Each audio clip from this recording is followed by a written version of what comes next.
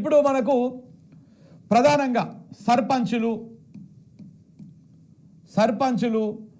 ఎంపీటీసీలు జెడ్పీటీసీలు ఇక మళ్ళీ దాంతోపాటు ఎంపీపీలు మండల పరిషత్తు చైర్మన్లు ఉంటారు కదా వాళ్ళు ఎంపీపీలు జెడ్పీపీలు జిల్లా పరిషత్తు మండల పరిషత్తు ఈ అన్నింట్లల్లో 42% రిజర్వేషన్లు కనుక మనకు వస్తే బీసీలకు 42% రిజర్వేషన్లు వస్తే సర్పంచులు మెజారిటీగా బీసీలే ఉంటారు. 100 మందిలో 42 మంది టంచర్గా బీసీలు ఉండాల్సిందే. 42 మంది 100 మందిలో 42 మంది బీసీలు సర్పంచులుగా ఉండాల్సిందే. జనరల్లో కూడా బీసీలకు పోటీ చేసే అవకాశం వస్తుంది కాబట్టి అదొక 10-15% చూసుకుంటే ఒక 10-15% చూసుకుంటే అటు ఇటుగా 55 నుంచి 60% మనకు మన సర్పంచులే బీసీలే సర్పంచులుగా ఉంటారు. 55 నుంచి 60% బీసీలే సర్పంచులుగా ఉంటారు. ఇగో ఈ ఆధిపత్యాన్ని మా రెడ్ల కంటే మా రావుల కంటే మా అగ్రకులాల కంటే బీసీలు ఎక్కువ సర్పంచులుగా ఉంటారు. వాళ్ళు ప్రజాప్రతినిధులుగా ఉంటారు కాబట్టి వాళ్ళ ఆధిపత్యాన్ని మనం ఎట్లా అది చేస్తామని చెప్పేసి ఇక ఈ బిల్లు చేయకుండా ఈ ఆర్డినెన్స్ రూపంలో డ్రామాలు చేస్తూ ఉన్నారు. ఇది సర్పంచ్ల విషయంలో. ఇక ఎంపీటీసీల విషయంలో కూడా సేమ్ అంతే. ఎంపీటీసీల విషయంలో 100 మంది ఎంపీటీసీలు గెలిస్తే ఎగ్జాంపుల్ చెప్తున్నాను నేను, దాంట్లో ఈ 42% వస్తే 42 మంది ఎంపీటీసీలు మన వాళ్ళే ఉంటారు, బీసీలే ఉంటారు. దాంతోపాటు ఎంపీపీలు మండల పరిషత్తులలో కూడా ఈ 42% అనేది వర్కౌట్ అవుతుంది. ఇందులో కూడా 42% మన వాళ్ళే ఉంటారు. 100 మందిలో 42 మంది మళ్ళా జనరల్ కోటా కింద వచ్చే దాంట్లో మన బీసీలు ఎక్కడో ఒక దగ్గర పోటీ చేస్తూ ఉంటారు కాబట్టి వాళ్ళు ఒక 10 నుంచి 15 మందిని వేసుకున్నా కానీ 100 మందిలో అటు ఇటుగా మన వాళ్ళు 55 నుంచి 60 మంది మన వాళ్ళు బీసీలు ఉండేటువంటి అవకాశం ఉంటుంది. అంటే బీసీల ఆధిపత్యం పెరిగిపోతుంది, బీసీల ప్రాతినిధ్యం పెరిగిపోతుంది ఎంపీపీలలో కానీ ఎంపీటీసీలో కానీ జెడ్పీటీసీల్లో కానీ. సేమ్ జెడ్పీటీసీలో కూడా అంతే. 100 మందిలో మన వాళ్ళు 42 మంది జెడ్పీటీసీలు ఈ ఈ రిజర్వేషన్ కనుక వచ్చేస్తుంది.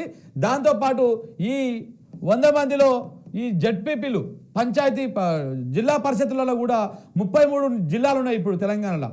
ఆ 33ల జిల్లా పరిషత్ చైర్మన్లు 42% అంటే ఏంది, అటు ఇటుగా ఒక ఇప్పుడు అలా 50% అనుకుంటే సగం వేసుకున్నా కానీ 33లో సగం వేస్తే అవి ఒక 15 ఒక 2 17 అంటే 15 మంది దగ్గర అటు ఇటుగా ఒక 15 మంది. ఇందులో 33లో ఒక 15 మంది మనకు జిల్లా పరిషత్ చైర్మన్లు వచ్చేస్తారు బీసీలు. దాంతోపాటు మళ్ళీ జనరల్ స్థానంలో బీసీలు పోటీ పడతారు కదా, అవి కూడా ఒక 4-5 వచ్చినా కానీ అటు ఇటుగా ఒక 20 నుంచి 25 మంది 33 జిల్లా పరిషత్తులల్లా మన వాళ్ళు 20 నుంచి 22 మంది జిల్లా పరిషత్తులు మనోళ్ళే ఉంటారు, బీసీలే ఉంటారు. జిల్లా పరిషత్తు చేసినటువంటి వాళ్ళు అలాగే ఒకసారో 2 సార్లు చేస్తే నెక్స్ట్ వాళ్ళు ఎమ్మెల్యే క్యాండిడేట్లుగా కనపడతారు. తద్వారా ఏమవుతుంది, ప్రతి జిల్లాలో బీసీ నాయకత్వం బలపడుతుంది. బీసీ నాయకత్వం బలంగా పైకొస్తుంది. కింది స్థాయి నుంచి క్యాడర్ నుంచి సర్పంచ్ నుంచి వార్డు మెంబర్ నుంచి మొదలు పెడితే పైదాకా వార్డు మెంబర్ నుంచి సర్పంచ్ నుంచి ఎంపీటీసీ నుంచి ఎంపీపీ నుంచి జెడ్పీటీసీ నుంచి జెడ్పీపీ నుంచి మొత్తం మన బీసీలు 42% నుంచి 50% దాకా మన బీసీలే బలంగా ఉంటారు కాబట్టి బలంగా ప్రాతినిధ్యం వహిస్తారు కాబట్టి రేపు ఎమ్మెల్యే ఎలక్షన్లలో కూడా మన బీసీలు ఎక్కువగా టికెట్ల కోసం పోటీ పడతారు. అది ఈనాటికి కాకపోయినా ఒక 10 ఏళ్లకో ఒక 15 ఏళ్లకో ఈ అగ్రకుల ఆధిపత్యానికి అది బ్రేక్ పడేటువంటి అవకాశం ఉంటుంది. అది కాంగ్రెస్కు మరీ ప్రమాదం. ఎందుకంటే రెడ్లకు ఎక్కువగా ప్రాతినిధ్యం కల్పించేది ఇదే అన్నమాట. సో కాబట్టి కాంగ్రెస్ అంటేనే రెడ్డి పార్టీ లెక్క చాలామందికి తెలిసినటువంటి అంశమే. సో కాబట్టి కాంగ్రెస్ పార్టీ ఎట్టి పరిస్థితుల్లో కూడా తన చేతిలో ఉన్నటువంటి అధికారాన్ని కోల్పోవడం కోసము ఆ సామాజిక వర్గాన్ని పెంపొందించుకోవడం కోసం ఎట్టి పరిస్థితుల్లో కూడా బీసీ బిల్లుకు సపోర్ట్ చేసేటువంటి అవకాశము కనపడతనే లేదు. సో కాబట్టి ఇవన్నీ కూడా క్లియర్గా అర్థమైపోతా ఉన్నది. దేనికోసం ఆర్డినెన్స్ తెచ్చి డ్రామాలు తెచ్చి ఇవన్నీ ఎందుకోసం చేస్తున్నారయ్యా అంటే బీసీల ప్రాతినిధ్యం పెరిగిపోతుంది. రేపు పంచాయతీ ఎన్నికల్లో కానీ ఈ అన్నింట్లలో కానీ బీసీల ప్రాతినిధ్యం పెరిగిపోతే బీసీల కోసం బీసీలకు అదైపోతే రేపటి నాడు మనకే పుట్టగతులు లేకుండా పోతుంది, మనకే ఉనికి లేకుండా పోతుంది. అందుకనే మనం ఈ బీసీ రిజర్వేషన్ మీద మనం ఏదో ఆ రోజు ఓట్ల కోసము, ప్రజలను మభ్యపెట్టడం కోసము, ప్రజలని ఓట్లు వేయించుకోవడం కోసము ఏదో 42% కామారెడ్డి డిక్లరేషన్ అని చెప్పినాం. కానీ అధికారంలోకి వచ్చినాక మన మెడ మీద కత్తి పెడితే ఇగో ఇప్పటికే జనాభా సంఖ్యను కూడా తగ్గించేసినాం. బీసీల జనాభా సంఖ్యను కూడా గణనీయంగా తగ్గించేసారు. 60% ఉన్నటువంటి బీసీలను 46% తీసుకొచ్చి పెట్టారు. ఇదంతా కుట్రలో భాగం. ఇదంతా కూడా ఏ కులం వాళ్ళు ఎంతమంది ఉన్నారో లెక్కలు చెప్తలేరు. గౌడ్లు ఎంతమంది ఉన్నారు, లేకపోతే యాదవులు ఎంతమంది ఉన్నారు, ముదిరాజులు ఎంతమంది ఉన్నారు, బీసీలల్లా మంగలి, కుమ్మరి, కమ్మరి, సాకలి వీళ్ళు ఎంతమంది ఉన్నారు, ఇవేవి కూడా చెప్పడం లేదు. ఏకసభ్య కమిషన్ రిపోర్టు బయట పెట్టడం లేదు. ఇవన్నీ కూడా కేవలము బీసీలను ఏదో మభ్య పెట్టడం కోసం మాత్రమే చేస్తున్నట్టుగా కనపడతా ఉంది. సో కాబట్టి ఇక్కడ మనం అర్థం చేసుకోవాల్సింది, ఇవాళ రేవంత్ రెడ్డి గారు కానీ కాంగ్రెస్ పార్టీ కానీ ఆర్డినెన్స్ పేరుతో చేస్తున్నటువంటి డ్రామాలను మనం పసిగట్టాలి. దేనికోసం పసిగట్టాలి? ఇగో ఇట్లా మనకు ఇచ్చేటువంటి ఉద్దేశం ఉంటే ఆ బిల్లు మీద కొట్లాడాలి. ఇవి తాత్కాలిక ఉపశమనం కింద ఇవాళ చాలామంది నాయకులు మాట్లాడుతూ ఉన్నారు. నేనేం దాని వలన తప్పు పట్టను. కానీ ఈ అవకాశం కల్పించింది ఎవరు? ఇప్పుడు బీసీ బిల్లు చేసిర్రు. బీసీ బిల్లు చేసి 3 నెలలు అవుతుంది, కేంద్రానికి పంపించింది. దీని మీద ఎలాంటి కార్యాచరణ, ఎలాంటి ఉద్యమ కార్యాచరణ లేదు, ఎలాంటి నిరసన కార్యాచరణ లేదు. అది పక్కకు పెట్టిర్రు. కావాలనేది అంతా కూడా డ్రామా. మీరు ఒకసారి అబ్జర్వ్ చేయండి. అలాగనే ఇప్పుడు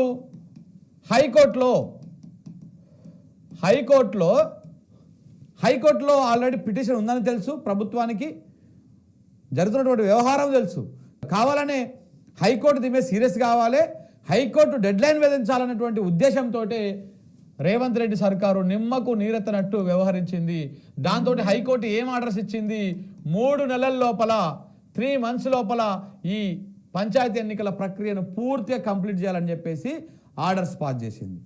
నెల లోపల వార్డుల విభజన అన్ని కార్యక్రమాలు అయిపోయి సెప్టెంబర్ 30వ తారీఖు వరకల్లా, సెప్టెంబరు 30 వరకు ఇది మొత్తానికే క్లోజ్ చేసేయాలని చెప్పేసి చెప్పారు. అంటే ఇది ఆల్రెడీ జూలై 12వ తారీఖు ఇవాళ. ఇంకా 18 రోజులు ఈ నెలలో ఉన్నది. ఆగస్టు, సెప్టెంబర్ ఇంకా 2 నెలలు మాత్రమే ఉన్నాయి. 2.5 నెలలు ఉందనుకోరాదు అటు ఇటు. ఈ 2.5 నెలల లోపల క్లియర్గా మొత్తం పంచాయతీ ఎన్నికలు, ఎంపీటీసీలు, జడ్పీటీసీలు, సర్పంచులు అన్ని ఎన్నికలు అయిపోవాలి. ఈ కాంప్లికేషన్ని దీన్ని తీసుకొచ్చింది ఎవరు? రాష్ట్ర ప్రభుత్వమే. ఎందుకంటే ఇక్కడ సీరియస్గా ఫైట్ చేసి ఉంటే ఒక కొలిక్కి వచ్చేది, ఒక ఆశ వచ్చేది. కానీ ఇక్కడ దీన్ని 3 నెలల నుంచి టైంపాస్ చేసుకుంటూ వచ్చారు, పంపించారు, చేతులు దులుపుకున్నారు, కూర్చున్నారు, ఎక్కడ కూడా మాట్లాడలేదు. అది అయిపోయిన తర్వాత ఇప్పుడు హైకోర్టు కూడా సీరియస్గా ఇచ్చింది. ఇప్పుడు ఏమంటున్నారు? ఇప్పుడు టైం లేదు కాబట్టి తాత్కాలికంగా స్థానిక సంస్థల ఎన్నికల కోసము 42% రిజర్వేషన్ కల్పిస్తూ ఆర్డినెన్స్ ఇస్తా అంటున్నారు. ఈ ఆర్డినెన్స్ నిలబడదా అనేది ఇక టెక్నికల్ అంశం. అదంతా కూడా నేను ఎక్స్ప్లెయిన్ చేయడం జరిగింది. సో కాబట్టి 100% ఇది కేవలము బీసీ ప్రజలను మభ్యపెట్టడం కోసం చేస్తున్నటువంటి డ్రామా మాత్రమే. ఇంకోటి కూడా వీళ్ళు ఇప్పుడు చెప్తా ఉన్నారు కదా, కాంగ్రెస్ వాళ్ళు ఎవరు కూడా న్యాయం కోర్టులకు పోవద్దు, దానికి పోవద్దని ఎవ్వరు పోరు. కాంగ్రెస్ వాడే పంపిస్తాడు. చూడండి మీరు, ఈ కాంగ్రెస్ వాడే కోర్టులకు ఒకరితో పిటిషన్ వేపిస్తాడు. ఈ పంచాయతీ ఎన్నికల ఈ రిజర్వేషన్ సంబంధించి దాని మీద పిటిషన్ వేయించి ఆ ఎన్నికలు జరగకుండా చేస్తారు. లేకపోతే పాత పద్ధతి ప్రకారం ఇప్పుడు ఎట్లాగో ఎస్సీలకు 15% పోయింది, ఎస్టీలకు 10% పోయింది, అంటే 25% అయిపోయింది. ఇంకా మిగిలినటువంటి 25% రిజర్వేషన్ తోటి బీసీలను పెట్టేసి ఈ రిజర్వేషన్ల ప్రకారం అన్నా చేస్తారు. అంతకుమించి ఇంకొక ఆప్షన్ లేదు. అయితే పోస్ట్ పోన్ చేయాలి, లేకపోతే 25% రిజర్వేషన్ పాత లెక్కల ప్రకారమే ఎన్నికలకు పోవాలి, పంచాయతీ ఎన్నికలకు.